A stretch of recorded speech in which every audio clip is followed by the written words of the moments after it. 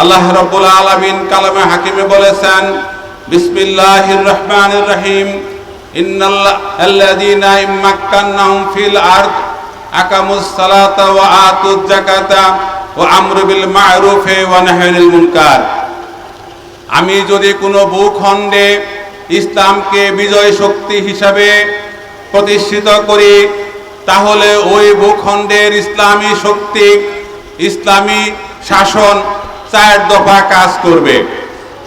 প্রথম দফা কাজ হচ্ছে আকিমুস সালাত, যারা ওই ভূখণ্ডে নামাজকে প্রতিষ্ঠিত করবে, নামাজকে কায়েম করবে, যে নামাজের মাধ্যমে এই সমাজ দুর্নীতি মুক্ত হবে, সন্ত্রাস মুক্ত হবে, চাঁদাবাজ মুক্ত হবে, নারীর অধিকার ফিরে পাবে, একটি মানবিক কল্যাণকামী একটি রাষ্ট্রে পরিণত হবে ইনশাআল্লাহ।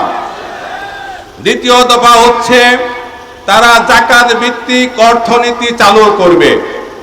ওই ভূখণ্ডে যাকাত ভিত্তিক অর্থনীতি চালু করার মাধ্যমে গরিব থাকবে না, না খেয়ে মানুষ থাকবে না, মানুষ অভাবী থাকবে না, বস্ত্রহীন থাকবে না, বাসস্থানহীন থাকবে না, চিকিৎসার অভাবে মানুষ না তারা ধুকে ধুকে মৃত্যুবরণ করবে না, যদি এই ভূখণ্ডে যাকাতের ব্যবস্থা চালু হয়। সম্মানিত ভাইয়েরা, তৃতীয় দফা হচ্ছে অন্যায়ের প্রতিবাদ করবে, অন্যায় থাকতে দেবে না, জুলুম থাকতে দেবে না, মানুষ মজলুম হবে না। আজকে আমরা বাংলার এই ছোট্ট ভূখণ্ডে কি দেখতে পাচ্ছি? প্রতিবাদ করা যাচ্ছে না, সঠিক তথ্য প্রচার করা যাচ্ছে না, মিডিয়ার মাধ্যমে সঠিক তথ্য প্রচার হবে, চাঁদাবাজির কথা উদ্ঘাটন হবে। বাংলার এই ছোট্ট ভূখণ্ডে চাঁদাবাজের বিরুদ্ধে যারা লেখনী লেখে, তাদেরকে দিনে দুপুরে প্রকাশ্যে জনসম্মুখে কুপায়ে কুপায়ে হত্যা করা হচ্ছে। পাথর দিয়ে বর্বরচিতার মাধ্যমে পাথরের আঘাতে জর্জরিত করে চাঁদাবাজের বিরুদ্ধে কথা বলার কারণে মৃত মানুষকে তারা পাথর দিয়ে হত্যা করছে। তার উপরে তারা উঠে উঠে নেচে গিয়ে আনন্দ উল্লাস করছে। এই হচ্ছে বাংলার সভ্যতা। জামাত ইসলামী এই কালচার পরিবর্তন করতে চায়। জামাত ইসলামী ক্ষমতায় গেলে সন্ত্রাসী করার কেউ সাহস পাবে না ইনশাআল্লাহ। চাঁদাবাজ থাকবে না, দুর্নীতি থাকবে না, যে দুর্নীতির মাধ্যমে বাংলাদেশ থেকে কোটি কোটি টাকা পাচার হয়েছে, যা অর্থনীতির যে দোষ নেমেছে এখন পর্যন্ত তা সংশোধন করা যায় নাই। প্রিয় ভাইয়েরা, আজকে আমাদের এই আশুলিয়া অঞ্চল যানজটে পরিপূর্ণ। রাস্তা দিয়ে যাওয়ার সময় বলা যায় না কতক্ষণ আপনি কোথায় যে পৌঁছাবেন। কেন হয়েছে? ফুটপাতের ব্যবসার কারণে হয়েছে। রাস্তার মোড়ে মোড়ে ভ্যান গাড়ি বসিয়ে বসিয়ে, রাস্তার মোড়ে মোড়ে চৌকি বসিয়ে সেখানে ব্যবসা করা হচ্ছে।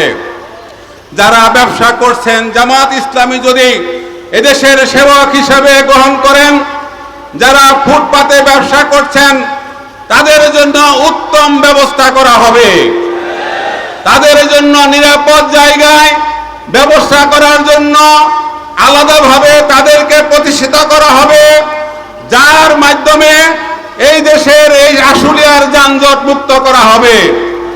আমরা শুনেছি বিগত সময়ের আমলে যেখানে যে চাঁদাবাজি হয়েছে, শুধু ব্যক্তি পরিবর্তন হয়েছে, চাঁদার পরিমাণ আরো বৃদ্ধি পেয়েছে। আজকে ফুটপাতে যারা ব্যবসা করে খাচ্ছে তা আমার দেশের গরিব মানুষ। তারা সেখানে প্রয়োজনে সরকার মনে করলে তাদেরকে বিনা পয়সায় সেখানে ব্যবসা করতে সুযোগ দেওয়া হবে। তাদের কাছ থেকে চাঁদা নেওয়ার কোনো সুযোগ জামাত ইসলামী ক্ষমতায় গেলে থাকবে না, থাকবে না, থাকবে না ইনশাআল্লাহ। সম্মানিত ভাইয়েরা, আমাদের এই দেশ, আমাদের এই আশুলিয়া অঞ্চল শিল্প বান্ধব অঞ্চল, যেখানে অর্ধেকের বেশি নারী শ্রমিক তারা চাকরি করে খায়।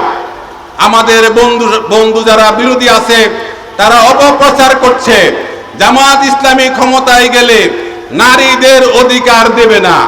আমি জিজ্ঞাসা করতে চাই, রাসূল আকরাম সাল্লাল্লাহু আলাইহি সাল্লামের কাছে এক সাহাবী জিজ্ঞাসা করেছিলেন, ইয়া রাসূলুল্লাহ সাল্লাল্লাহু আলাইহি সাল্লাম, আমি কার সেবা করব? কি বলেছিলেন? তোমার মায়ের সেবা করবে। দ্বিতীয়বার জিজ্ঞাসা করেছিলেন, কার সেবা করব? রাসূল বলেছিলেন, মায়ের খেদমত করবে। তৃতীয়বার বলেছিলেন, কার খেদমত করব? রাসূল বলেছিলেন, তুমি তোমার মায়ের খেদমত করবে। চতুর্থবার তিনি বলেছিলেন, তুমি তোমার পিতার খেদমত করবে। ইসলাম কার অধিকার দিয়েছে? নারীর অধিকার ইসলামে দিয়েছে। রাসূল সাল্লাল্লাহু আলাইহি ওয়াসাল্লাম বলেছেন, তোমার মায়ের পায়ের নিচে তোমার জান্নাত, তোমার মায়ের পায়ের নিচে তোমার জান্নাত।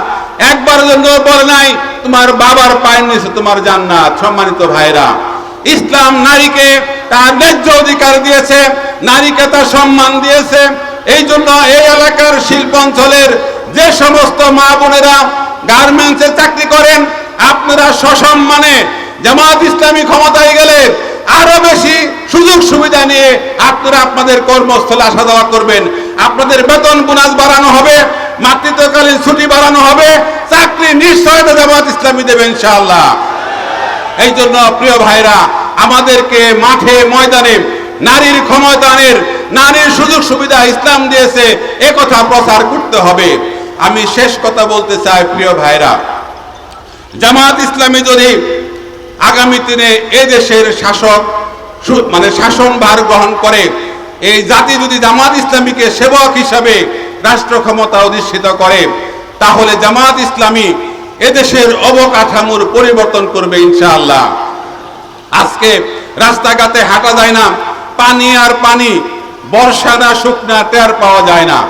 এই জন্য আমাদের রাস্তাঘাট যা আছে সরকারি টাকা দিয়ে জামাত ইসলামী যদি এদেশের শাসনভার গ্রহণ করে, তাহলে মানুষের যাতায়াত ব্যবস্থাকে নির্বিঘ্ন করা হবে।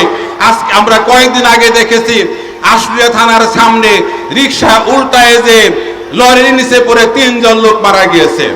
জামাত ইসলামী রাস্তাঘাটের উন্নয়ন করবে, জামাত ইসলামী এদেশের বিদ্যুৎ ব্যবস্থার উন্নয়ন করবে, জামাত ইসলামী এদেশের সন্ত্রাসমুক্ত একটি রাষ্ট্র কায়েম করবে। তাই আসুন আগামী দিনের নির্বাচনে, ফেব্রুয়ারি যে নির্বাচন হবে, সেই নির্বাচন সবচেয়ে চ্যালেঞ্জিং একটা নির্বাচন হবে। আমাদের দেশের আইন শৃঙ্খলা বাহিনী পুরোপুরিভাবে এখনো আমরা মনে করি তারা জনগণের সেবায় নিয়োজিত হতে পারেনি। এই জন্য আমরা তাদের প্রতি আহ্বান জানাবো, আজকে এই 8 তারিখে বর্তমান সরকার শহীদের রক্তের উপর ভর করে তারা ক্ষমতা গ্রহণ করেছে। প্রিয় ভাইরা, 1 বছর হয়ে গেল, এখন পর্যন্ত যারা শাহাদাত বরণ করেছে, যারা নিহত হয়েছে, যারা আহত হয়েছে, তাদের কোনো দৃশ্যমান বিচার আমরা দেখতে পাই নাই। আপনারা পিলখানা হত্যাকাণ্ড, 13 সালের শাপলা চত্বরের হত্যাকাণ্ড, 16 বছরে জামাত ইসলামীর 500 জন নেতা কর্মীকে হত্যা করেছে, তার দৃশ্যমান কোনো বিচার এই সরকার এখনো করতে পারেনি। আমরা সরকারের কাছে অনুরোধ করব, অনতি বিলম্বে আপনাকে বিচার দৃশ্যমান করতে হবে। যারা যেখানে ক্ষতিগ্রস্ত হয়েছে তাদেরকে বিচার করে ক্ষতিগ্রস্তদেরকে ক্ষতিপূরণ দিতে হবে। তাই আসুন আগামী দিনের নির্বাচনে সকল রকমের চ্যালেঞ্জ মোকাবেলা করে জামাত ইসলামীর প্রার্থীকে বিজয় করব, দাঁড়িপাল্লা মার্কাকে বিজয় করব, সে আহ্বান রেখেই আমি আমার কথা শেষ করছি।